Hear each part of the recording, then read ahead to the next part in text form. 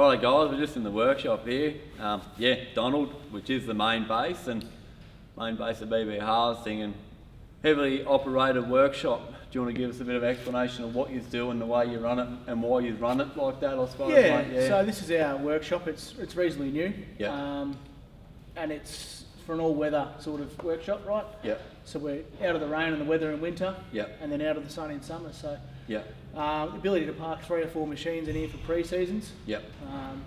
And if you work off 100 hours per machine per pre-season, it's a very thorough pre-season. We conduct all in-house. Yep. So we don't use any John Deere dealerships for our maintenance. Yep. Yep. We've got 3 full-time mechanics Yep. around the clock, and we've got a couple of subbies that come in and help us out. Yep. Yep. Just to make sure we get through and ready for the season ahead. So. Yeah. And with a lot of mechanics, how do you structure them? Like, do you have qualified mechanics come in that you employ, or do you have a bit of a mix of already qualified and then you bring, apprentices in to try and train them the way you'd like them and things like that? Or what's your preferred structure with the mechanic side of things? So we're quite lucky being a family business. Yeah. One of the directors is a mechanic. Yeah. His brother's a mechanic. Yeah. Who subbies to us. Yep. I'm a mechanic myself. Yep. And then we've got another fully qualified mechanic under us. Yeah. And then we've got 2 apprentices under him. So unreal. Yeah. Trying to bring through the knowledge into the next generation, but trying to also maintain quality, I guess. Yeah. I think I can't really speak because I'm not really qualified in anything myself, but when a lot of people ask me and they want to become a contractor or they want to get into business, I always say to people, especially with the contracting side of things, before you go and do it or start operating gear, go and get your ticket as a diesel mechanic, and if you're interested in whatever colour gear or whatever it might be, go and do it there, because the minute you've got that's a very big success to your story moving forward. That's right. You need to be able to fix your own stuff, your own gear, and qualifications not everything. Yeah. So we do have operators who come through prior to season and help us with fronts and whatnot. Yeah.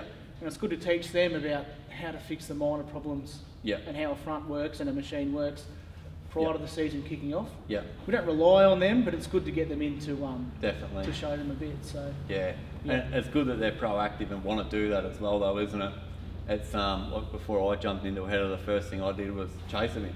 Yep. And it's because we want to get you to that point, but to get you to that point, we need to do this with you first. We've got to start somewhere. Yeah. Yeah. Yeah. So, and it's also about getting them into the workshop to show them the culture of the business and how it is a family-run business. We're not big corporate business or anything. It's a family-run business. Yeah. All the money goes back into the business. Yeah. It's not like someone's pulling out dividends and whatnot. So it's all about that's where we are and that's what we're about, and hopefully then they can take that on and share that with the people they work for going forward. So what would your structure be like? So you get harvest done, headers come home. How do you then structure that? Do you straight in the workshop, 1, 2, what do you do? Yeah, so ideally they're all blown down, but because jobs finish at different stages, and we like to go north for sorghum, we would pull a couple in straight after the new year and get the machines we need ready for sorghum service and ready to go back north. But we've got a fairly vigorous maintenance plan, as you can imagine, spreadsheets and whatnot, all the data and hours logged, so we know what machines, what work they need. So they obviously all need engine servicing in their general year, but then going off hours, what else they need. So we've got myself in the office, and then Josh Potter helps out in there too. So G'day guys, you got Josh here from BB Harvesting. How you going, mate? Yeah, good. Thanks for coming on board. Yeah, thank you. That's good. What do you do at BB Harvesting, mate?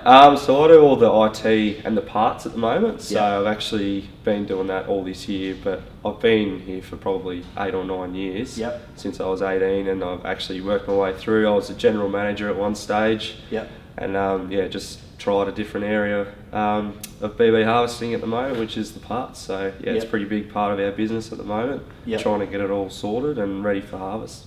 So you do like a lot of the stock take and organise, like ordering parts, stock take, what you got on farm. Correct. And then you've probably got systems there or something where you can look at and go, look, this year we've got to go away with this X amount of belts or this X amount of bearings. So you organise all that. The business has grown heaps in the last sort of 4 years, so we've had to sort of readjust that every year as we go, but we've got a pretty good idea now of what we need to take, what the main things are that we need to take with us when we're out in the field. So we're a lot better prepared with that now, you know, we can fix a breakdown from just about anywhere now, which is great. So Yeah.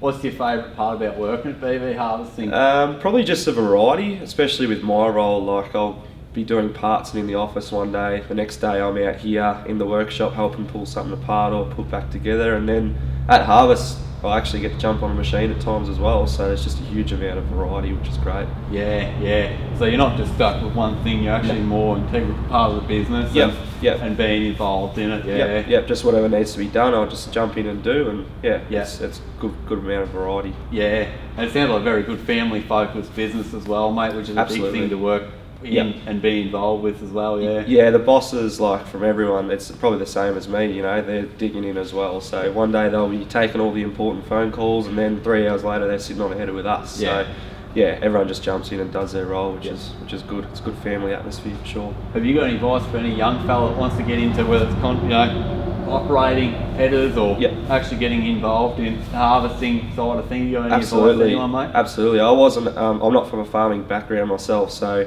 I've started not even knowing how to drive a tractor when I started here, and now I'm, you know, driving headers and whatever. So my advice is just jump in and have a go.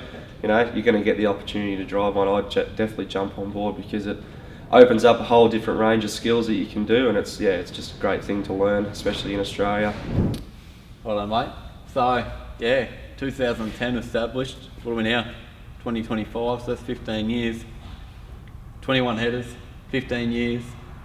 You know, there's got to be a fairly interesting and successful story behind that, mate, to get to that. So you might give us a bit of insight to that, mate. I'm pretty keen to learn it. Yeah, there does. So James and Lee Burke are the directors of the company. Yep. And they started it back in 2010 with a 9750. Yep. And I guess through pure hard work for the first couple of years, they've built up their knowledge and slowly we've built our capability and our number of machines. So from 2010 to now they've been adding machines every here and there. Yep. And we've got to 21 quite quickly. Yep. And I guess that goes to show the sort of people they are and the culture they bring. Yeah.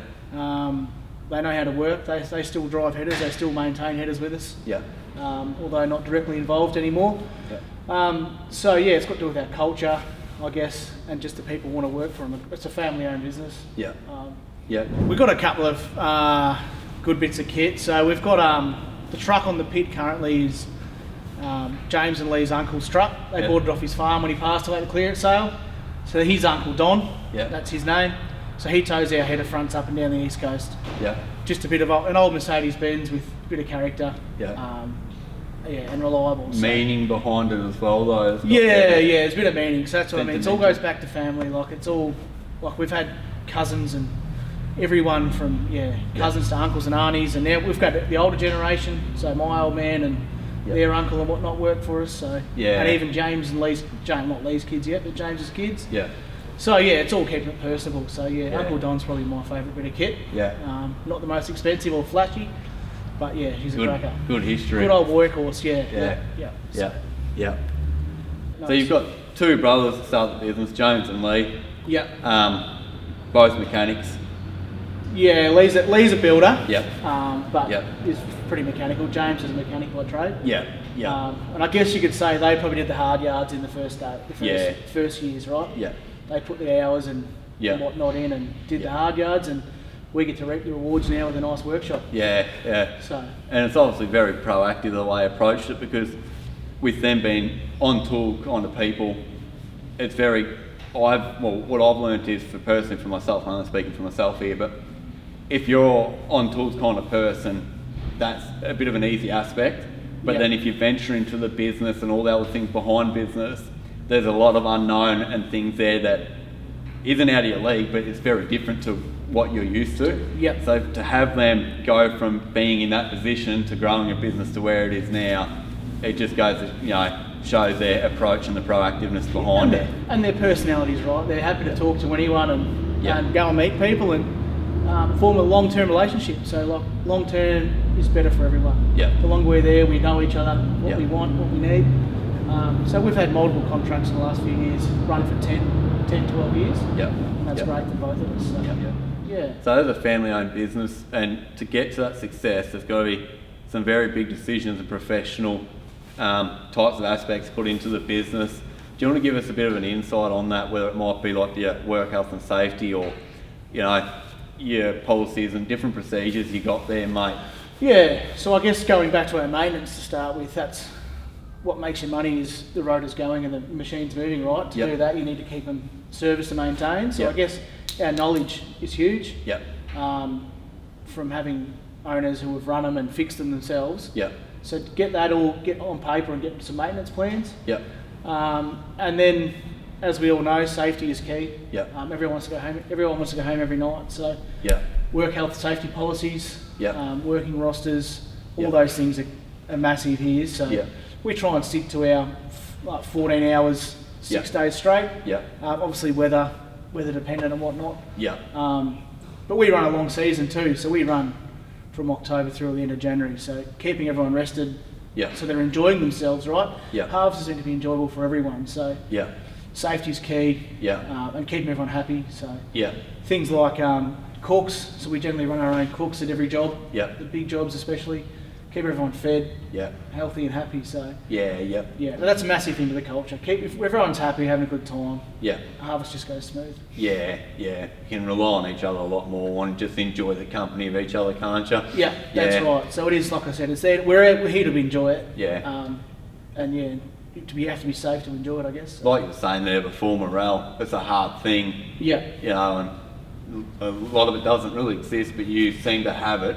And that morale would really change the outcome and productivity you get out of your crew. That's right. But also we're a lot more clear thinking and operational, so we improve our safety and different things like that in many ways. You spend a lot of hours in those cabs, right? And you want everyone to be still social and enjoy themselves. So and then I guess from a more professional side, we've got a capability statement we send out. Which outlines pretty much everything we've spoken about today. From how it started, safety culture, machine capability, chaser bins, trucks, maintenance, everything we have. So we run that, which we send out just for people to see, just to see what's out there. So that's a very professional approach to put your energy and time into that, though. Like a lot of it's, I'll just send you an email of what gear we've got, or whatever it might be. Where you have actually spent the time to put it into a statement and break it down. And I've seen the statement as well, where you go into different categories and you really break it down through everything. It's a clear story behind it. That's right. Full explanation to it, isn't it? And how we got there, and like we say, like how everything's open and visual for everyone to see. So phone numbers and contact details and everything. So, And that would really bring out a lot more professional jobs for you, though, wouldn't it? Like you're setting a new standard and a bar which separates you from a lot, which would bring in a lot better potential access for you. Trying to grow together with farms, so we're aligned, right? We don't want to work with someone we're not aligned with. Like I said, safety's key. So if there's an unsafe place, we'd rather work for someone who's got more aligned to our culture and procedures. So for any growers out there, if you're ever chasing any contractors, give us a bell. We've got a very unique system there. We work on core values of respect, reliability and responsibility, and we're actively seeking to build new relationships. We want to be a part of your success story. So, don't hesitate to reach out and give us a bell.